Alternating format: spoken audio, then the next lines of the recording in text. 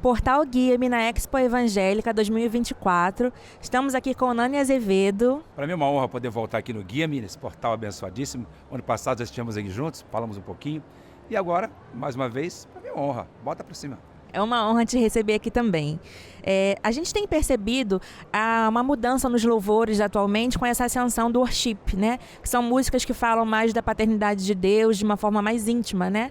E se tratando de uma geração que tem muitos problemas com paternidade, com reverência ao Senhor, qual a sua opinião sobre a nova versão do gospel? Veja bem, tudo que você está falando de Jesus, do Espírito Santo, e louvor a Deus, claro, tudo é válido.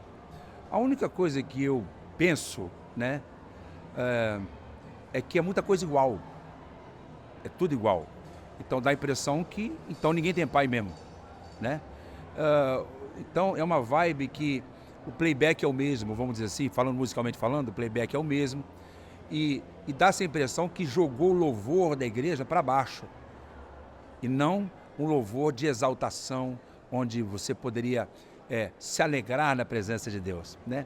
A palavra de Deus diz no Salmo 100, entrai pelas portas deles com louvor, com festa, celebrai com júbilo ao Senhor, todos os moradores da terra. Então, a única objeção não, o pensamento que eu tenho é que é um envelope, né? Tudo envelopado, vem de fora, já envelopadinho, e as pessoas só transformam aqui no nosso português e musicalmente falando, é uma coisa que, tipo, o playback serve para todo mundo, vamos dizer assim. É o mesmo pad, a mesma guitarrinha, a mesma bateria tribal para todo mundo. Então, muda alguma coisa na letra, né?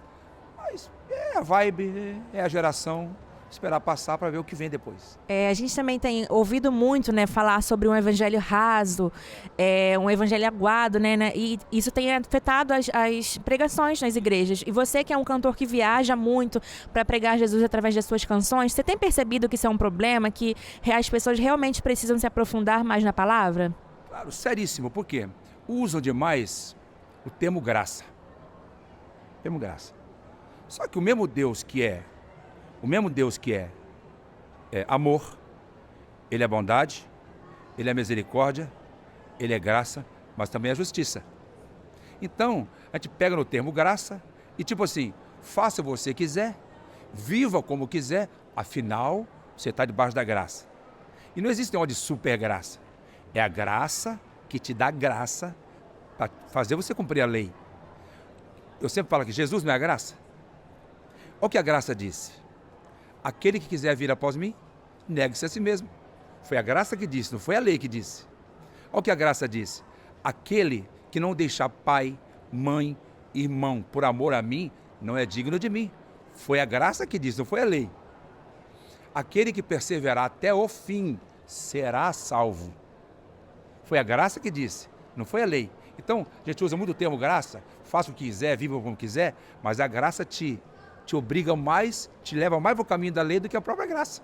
E sobre os músicos, né, da nova geração, quais os maiores desafios você acha que eles enfrentam? Eu acho que eles pararam de estudar, porque essa vibe que eu falei, que eu acabei de dizer agora, deixaram os preguiçosos, porque é só botar 3 notinhas, a guitarra é uma só, a bateria é uma só, então deixaram de estudar. Então os músicos raízes estão sem trabalho.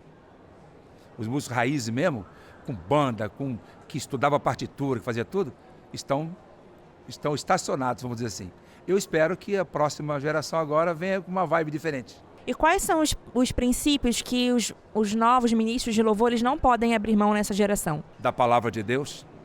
Hoje, por exemplo, que eu viajo demais, né? Por mais que eu já passei dos 60, mas eu viajo 18 vezes por mês em média. O que eu tenho visto muito é que o ministro de louvor, qual é o papel dele? É servir, porque ministrar é servir. Mas ele é o canal de Deus para a igreja, para levar a igreja à presença de Deus, ou trazer Deus à presença da igreja. Então, ele não pode perder a palavra de Deus, né? Tem que ter isso para ele poder ministrar aquilo que ele vive. Agora, o que eu tenho visto com muita preocupação é que ao invés de ter um ministro de louvor, está tendo um diretor musical que fica no seu ouvido, dizendo o que é para você fazer, sabe? Agora, canta o primeiro refrão. Tá todo mundo, e não tem mais, bota o VS, claro que é organizado, fica mais organizado, fica um show mais bonito, né? Mas tem um diretor musical no teu ouvido, no ouvido do ministro de louvor, que era ele para conduzir a igreja, não era um diretor musical. E o cara fica dizendo, manda bater palma agora, agora, manda dar glória a Deus, agora, para um pouquinho, vai guitarra. Então, é um negócio de muita direção física e pouca direção do Espírito Santo. E o ministro de louvor verdadeiro, ele depende do Espírito Santo. Se ele não depende do Espírito Santo, ele é apenas um dirigente de corinho. E quais são os seus novos projetos para o futuro? O que você tem planejado? Quais as novidades que o Nani Azevedo tem para trazer para o público? Eu lancei agora na Páscoa uma canção chamada Aquela Cruz, que fala sobre a morte de Cristo, o sacrifício de Cristo na cruz, que era para a gente ter passado por isso, mas ele passou em nosso lugar. Uma canção que está sendo bastante ouvida. E estou preparando agora um relançamento de uma canção chamada Os Sonhos de Deus, numa roupagem mais atual, que eu gravei ela em 2009, então eu vou refazer ela aqui agora. Já refiz, por exemplo, Deus é Fiel, numa linha mais sertaneja. Eu já refiz o Adorador por Excelência, já refiz o Bendito Serei com orquestra, já refiz o Barquinho, numa linha bem sertaneja também, ficou muito bonito. E agora eu vou refazer Os Sonhos de Deus, e preparar um projeto chamado Sala de Intimidade, que eu pego 3, 4 canções já gravadas no passado e transformo num trabalho mais atual, numa sala que nem essa aqui mesmo, com um público pequeno, e deixo um culto rolar. Esse culto vai até a hora que der e pronto. Gravou, depois edita e fica a Sala de Intimidade. Qual é a sua opinião sobre a Expo Evangélica esse ano? Você tem participado de outros anos, mas você percebeu alguma mudança no público, alguma diferença que te chamou a atenção? Olha, eu sempre venho para a abertura, né? Porque quando eu tenho a data. E hoje eu tinha um público muito bom ali de pastores, né? De lojistas e tal. Uma palavra poderosa pelo pastor Ebi Uber. E eu pude ministrar ali uns 25 minutos mais ou menos. E tinha um culto muito gostoso, muito quebrantamento. E eu acredito que vai ser uma grande expo esse ano também. Sempre teve aqui em Fortaleza, na organização do nosso querido Everton e tal, sua equipe. E eu creio que vai ser um bom trabalho mais uma vez esse ano. Eu tenho que ir embora amanhã. Mas vai ser uma grande feira.